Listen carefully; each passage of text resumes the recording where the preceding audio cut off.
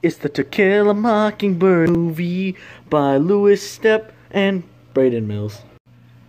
Hello, I'm Morgan Freeman.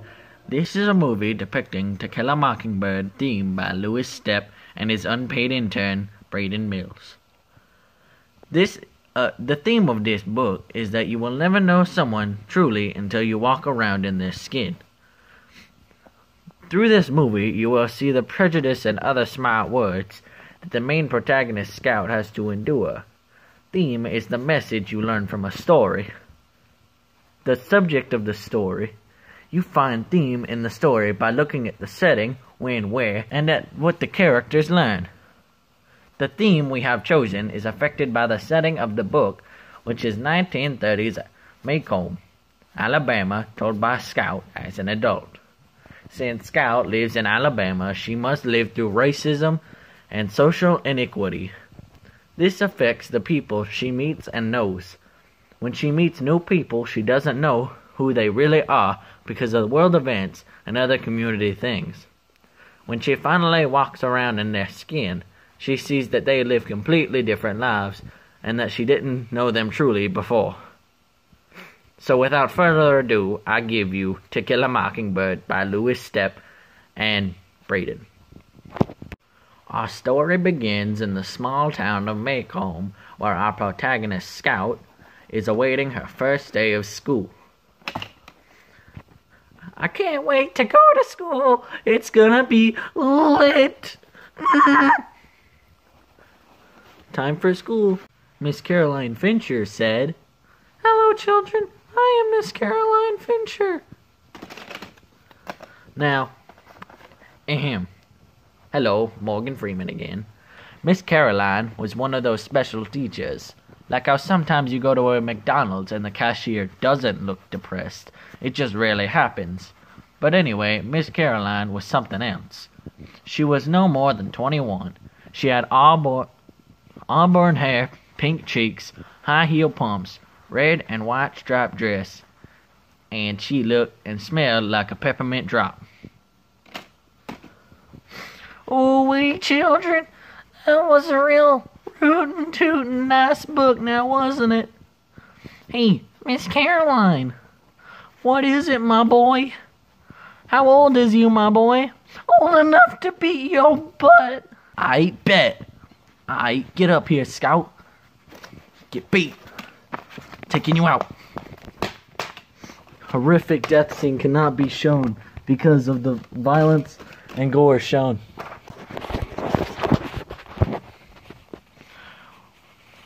So, when Scout goes to school on page 21, Scout says, "Miss Caroline Fincher, our teacher hauled me up to the front of the room and patted the palm of my hand with a ruler, then made me stand in the corner until noon. When originally she looked like a nice teacher of peppermint goodness. You know, she reminds me of one ex I had." Oh wait, not in front of the children. Okay, next scene. Here we can see Totally Miss Marty's house on fire, just like my mixtape. We gotta save the stuff. Oh hey, Atticus. Hey, Morgan Freeman. I saved the cat. I saved the fridge. I saved the adult magazines. Hold on, can I see those? Oh, hey, Scout and Jim. You look weird. Yeah, I don't look like what I look like in normal life. I look like Bob Ross. Hey, you're breaking the fourth wall. You can't do that. Hello, children. I am Miss Marty. I have survived the fire. Demon! Hey, Atticus, is that mean old Mr. Nathan getting the stuff out of the fire? Yep, Scout, that sure is Nathan Radley, but you don't call him mean. That's disrespectful. Well, I'm just being honest. I didn't think that, I didn't think Nathan could hit that yeet that well, see?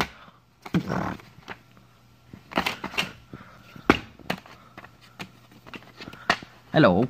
So in this scene, we can see that Scout in the book, Scout says, although Nathan may look like a bad guy, in the end he can still vibe like the rest of us. So don't judge someone just because you don't know them that well. Okay, back to the book. Dang, that's whack. Anyway, how did you get that blanket on you, Scoot? Zoinks, Atticus! I haven't noticed until now. Hey, Atticus, why are you such an old fart? Yeah, why are you so stupid? Hey, I'm not stupid, and I just started late, that's why I'm old. Well, you can still play football, right? Nah, bro, I can't. Yeah, but you can still hit that yeet, right? Of course I can. Oh, dang. Oh, dang, I didn't think you could do that. Chillin'! What, Miss Calpurnia? There's a mad dog outside, and he's gonna gobble us up. I got you, fam. Boy, what are you gonna do? I'ma shoot the dog. I bet. Alright, Atticus, this is all you. Thanks, Mr. Hectate. Here's your gun. Thanks, Hectate. Oh no, it's the mad dog. You see, Simba, everything the light touches. Get wrecked, mad dog. Oof! Dad, no! Oh, we got another one. Miss Maudie grinned wickedly. Well now, Miss Jean Louise, you still think your father can't do anything? Still ashamed of him? You see, the children... Wait, that's not his voice. Hello, I'm Morgan Freeman. You see, the children thought that because Atticus was so old that he couldn't be lit like them or shoot a dog with such accuracy. So when Miss Maudie says this on page 129, so this is another example of this theme because it shows that they could have walked around in his skin before judging him for his age. Ignore this extra back here. Next scene. Hey, bruh, this is my favorite scene, by the way. Let's go. Oh, wait. Let's go to Miss Maudie's black church. Okay, but you best be careful now, chillin', because they're gonna be judging you unless you be wearing your best clothes. Stop right there, you bleep. You can't bring those white chillin' into the black church. Alright, Lula, I'm just taking these here chillin' to the bleep church because I want to and I can. Don't fret about Miss Lula. Come on, children, we keep it lit inside. Let's head on in there. Hey, Miss Calpurnia, where are the songbooks? Shush up, chillin'. You'll just have to wait and see. My brothers and sisters, let us bow our heads in prayer. Yeah, it's lit. It's time for ourselves to have a nice church service. Yeah. Can I get an amen? Amen. Can I get an amen again? Amen again. Alright, my brothers and sisters, in order for me not to get a very bad grade, I need to stop doing the stereotypical things so that I can get a good grade and not get sued or some other bad thing to happen. So, in order for us to leave this church, because I just closed the back door, you must give me $10 for Tom Robinson and his family. You see, Tom Robinson here, he needs some money. Because, he's in trouble. And we need some money. So I'm gonna sing a song while we collect money. Ahem. Twinkle, twinkle, little star, how I wonder what you are. My brothers and sisters, this is still not enough money. We need about $350 more for there to be enough. My brothers and sisters, we need that money for Tom Robinson's family. For if you do not give us the money, you will burn in the heat of this room and then in hell if we do not get that money. Hey, Miss Calpurnia, why do you talk like that? Oh, chillin', it's so I don't look different or that the people around me don't feel inferior. You see, chillin'. Hey, you can't explain that, that's my job. You see, chillin'. In this scene, the children learn that Calpurnia does something called code switching. It's so that she can make the people around her feel better in the book on page 167, it says, "It's not necessary to tell all you know. It's not ladylike in the second place. Folks don't like to have somebody around knowing more than they do. It aggravates them. You're not going to change any of them by talking right. They've got to want to learn themselves. And when they don't want to learn, there's nothing you can do but keep your mouth shut or talk their language. So sometimes you may realize someone acts differently when you get inside of their skin." Next scene. Hey, Dill, are you feeling alright? I don't know about this, Scout. Hey, Dill, maybe I can help you. Oh, okay, thanks, Mr. Dolphus Raymond. Yeah, I think I have just the thing for you. Here, have some Coca-Cola. What the? This is a guy whipping. No, pretend it's Coca-Cola. We're low on budget. Fine. Wow, this Coca-Cola tastes great, man. Hey, Dill, you better watch out. That doesn't look like Coca-Cola. But he just said it was. Oh, it is? What the crap? That's weird, dude. Oh, wait, I can't say crap. By the way, we said this on page 267. In this scene, you can learn that, the kids thought Mr. Dolphus Raymond was a weird man who hung out with blacks. Because, he's a mixed guy, He likes to hang around some blacks, he does what he does. But you see, if I could focus on my face, you see, chillin', Mr. Raymond is really just a good guy. They had to walk around in his skin to realize it. He just does that Coca-Cola thing because that way people like him. And people will stick with him and know what he's doing. Page 267. You can read it. It's what it says. 100%. Don't question me. Next scene. Now brace with us. We didn't have a script for this scene. Hey, Atticus. Will Mr. Cunningham ever pay us back?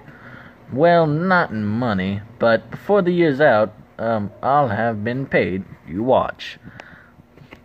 They said this on page 27, not 27. It was on page 27, alright? And what the kid learned here was that Mr. Cunningham will repay them because he's actually a very nice man that will pay it, but, not in money, because that's what it says on page 27, and this teaches the theme of, you gotta crawl around in someone's skin, because Scout doesn't know the true meaning of, Mr. Cunningham. They need to crawl around in his skin first. Next scene. Hey, Jim, what is, Atticus doing? Shh, just watch. If it pleases the the judge, I would like to get into a better costume. It does. Alright, so, my guy, Tom Robinson, is not guilty, obviously, because I have perfect reasons why. Alright, Chillin', have you ever seen him do this before? No, and, also, who are you?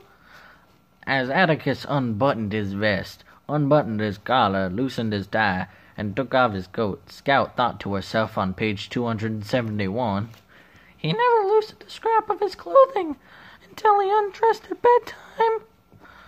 Well, you see, you Chillin', you never know how this sort of thing goes. Hush, y'all, I think, Atticus is about to give a legit case to the innocence of Tom Robinson. Objection! How could Tom have hit Mayella on the left arm when his left arm is clearly unusable? Your Honor, may I say another thing, too? Sure, why not? I don't really care. Alright, you may be thinking, Atticus, if that there bleep didn't hit her, then who did? Well, I have some evidence on that, too. Bam! Right here, I have Bob Ewell's signature that he wrote with his left hand. Not many people are left-handed, I would say, which also raises the question, if Mayella was hit on her her right eye, then it would most likely be someone hitting her with their left fist. So I now present to the court this idea. Was Tom Robinson helping out? Was it Bob that hit her? Did Bob hit her and now they blame a beep on it? Where did I put my taco? Who's really responsible for this? Okay, that's enough for Atticus. Indeed it is. Indeed it is. Dang, bro, that was awesome. Your dad is cool. Next scene. Doo-doo-doo-doo-doo. Walking around on the street corner, 'cause nothing could go wrong. Oh, hey Bob Ewell, how's it going? Spit noise, fool, trash. Well, that was disrespectful. What the crap just happened? You see, this is a really small scene, but it's hard to make movies, alright? Lay off.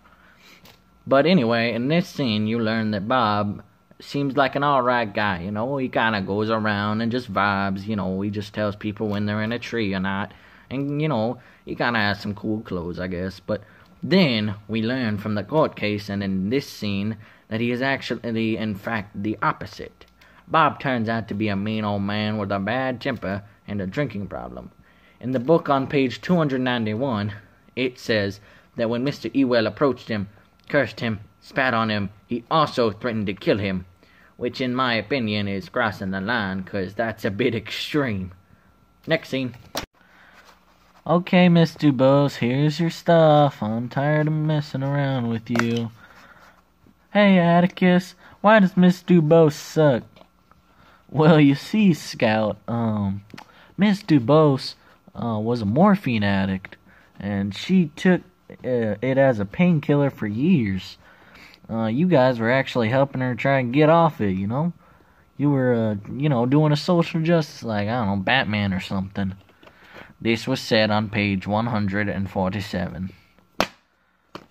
End scene. Oh no, Jim!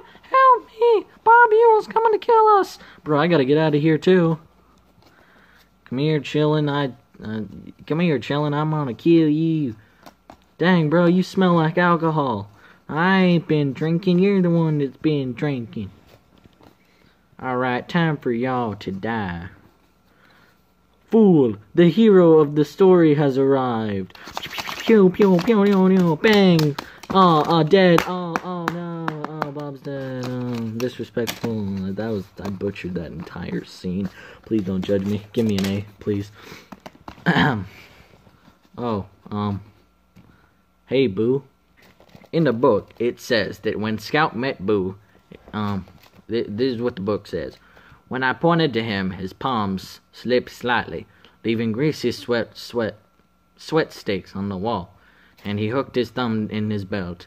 A strange small spasm shook him, as if he heard fingernails scrape slate. But as I gazed at him in wonder, the tension slowly drained from his face. His lips parted into a timid smile, and our neighbor's image blurred with my sudden tears. Hey, Boo, Scout said on page 270. So, hello, I'm Morgan Freeman, just like earlier. And I'm hoping that in this movie you learned that you never truly understand someone until you walk around in their skin. Because, you can't judge someone just because of their appearance. You have to learn who they are first. And you must crawl around in their skin to truly understand them. Through these scenes that you have watched, I'm hoping that me and the unpaid intern Braden have hopefully encouraged you to understand, to not judge people before you crawl around in their skin first. But, also, this was a very hard movie to make. So, please, give me an A. Yeah, roll credits.